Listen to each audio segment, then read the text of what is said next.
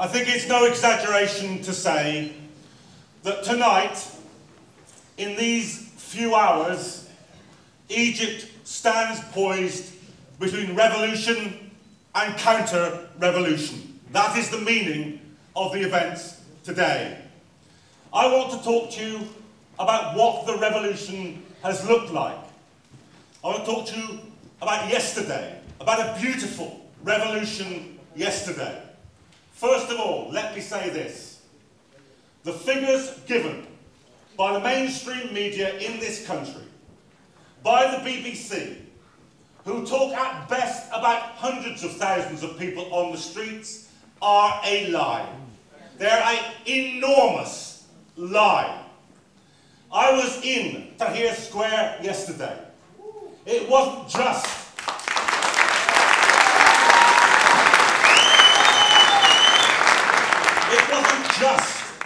that enormous square, and I don't think, if you've never been there, you don't understand, it's not a square like Trafalgar Square.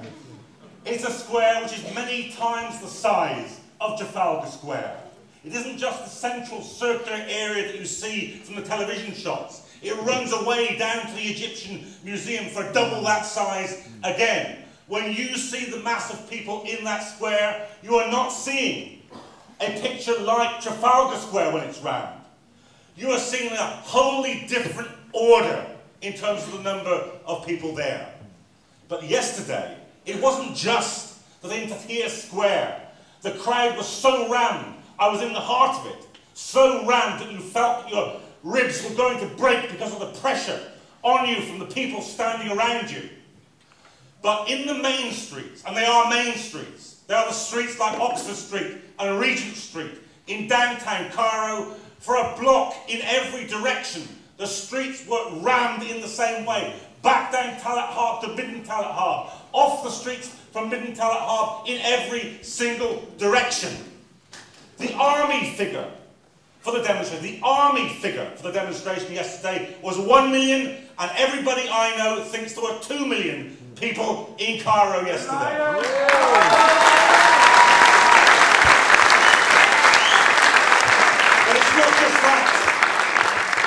That was just Cairo. The estimates for Egypt as a whole are between 4 million and 8 million. That there were 10 Egyptian cities where 500,000 people marched. In Mahala, the centre of the Mahala Cooper textile plant, where there's a population maybe of 250,000, the reports were that 100,000 of those people were on the streets. You have to understand, this is perhaps the deepest, the widest, the most thoroughgoing revolution that we have seen in a generation. And we have to now act in solidarity with it.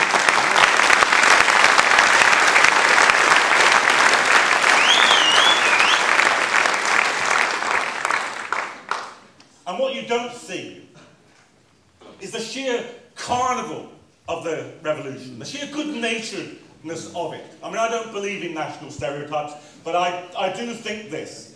I think the Egyptian people are a very humorous group of people.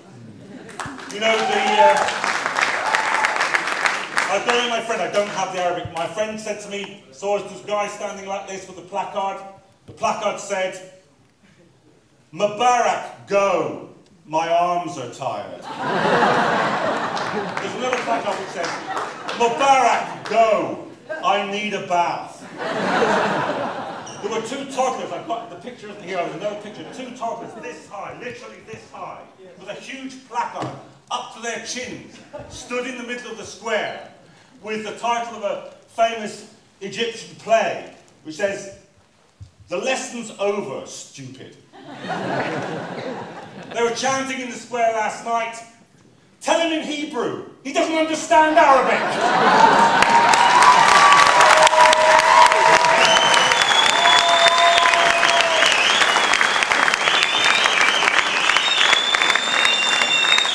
But it's the breadth of the revolution.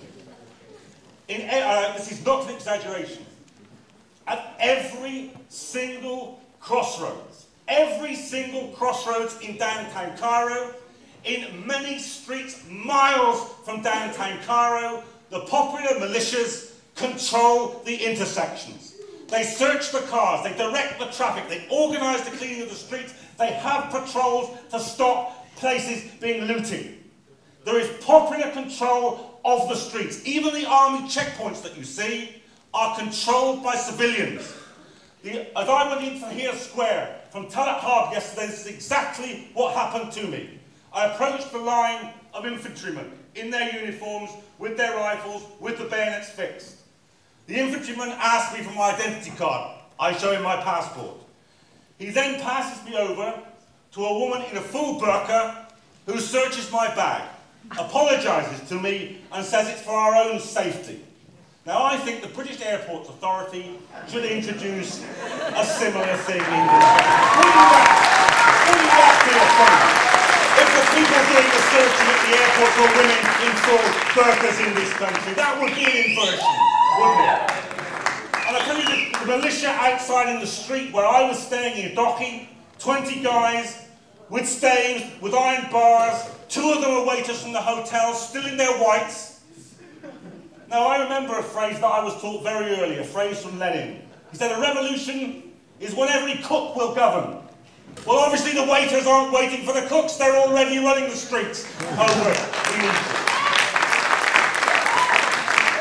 Now that's the beautiful revolution of people beginning to control their own destiny, where the police run away and they decide to keep order. There was a professor from the university cleaning the square in Tahrir Square last night because they won't let the streets go dirty. That's the picture that we had up there of people cleaning the streets, organised to clean their own streets. But I want to talk a little bit now about what's happened today. Because if anybody believed even for a second last night when Mubarak said, all right, I'll go in September. Now we all know now what that was about. That was a preparation for an attempt at a pogrom in Tahrir Square to drive the revolution out of its seat of government at the centre of Cairo. It's about trying to organise a counter-revolution. That's what that was about. And there's been fighting. I've been on the phone as soon as I got off the plane this afternoon. There's been fighting all day. These people, let's be clear, they are police. They are police in plain clothes. The revolutionaries are capturing them. They've got police identity documents on them. They're bribed, they're paid, they're an attempt by the state to crush the revolution. These are not pro-Mubarak. You're not pro-Mubarak if you're paid by Mubarak. This isn't a popular uprising in favour of Mubarak. It's an impossibility that there's a popular uprising.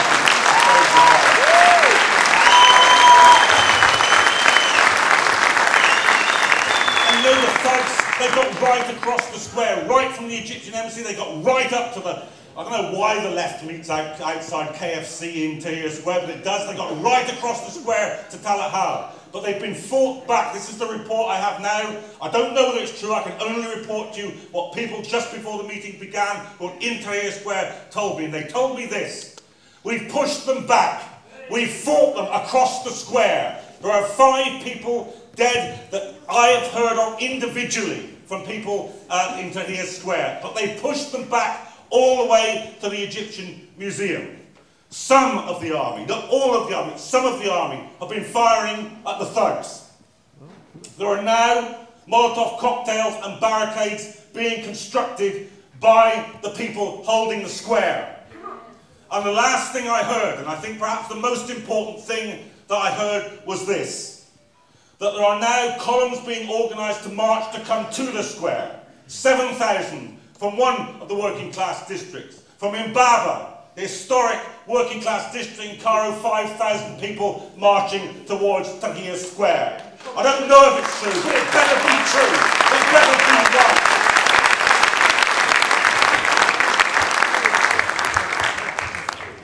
Now this is a world to win. Everybody knows that Egypt is the most important country in the Middle East.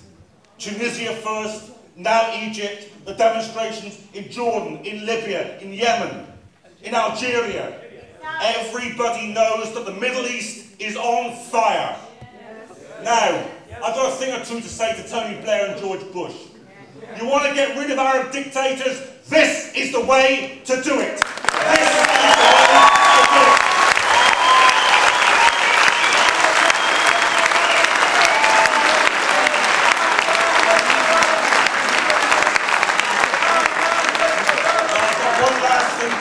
It's not a big political thing, but it's a promise that I made last night in Tahrir Square. I met and I was standing in discussion with an old comrade of mine from the Cairo conference that's been going over the last decade that George and I have been involved in since the very beginning. His name is Kamal Abutaya. He's the leader of the Tax Collectors Union, one of the first free independent unions. And he was stood there with his supporters and with members of his union and under his union banner.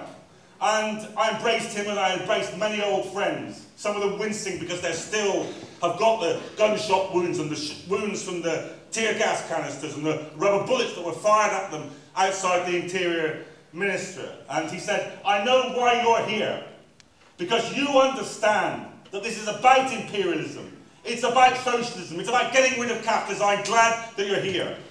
And I said, I'm looking forward to you and the other unions growing stronger. He said, yes, come back when we have a proper government in this country. Come back and visit us when we have beaten Mubarak, when we have a government that represents the poor and the working people, the overwhelming majority of Egyptian people. Come back then, he said. Yes. And I tell you, he said, what we'll do is, I'll make you a promise. He gave me this hat. This is the Tax Collectors Union's hat. He said, you must take it back. It's actually, they're not my style, but hey. He said, put it on, wear it at the meeting. So I'm putting it on. He said,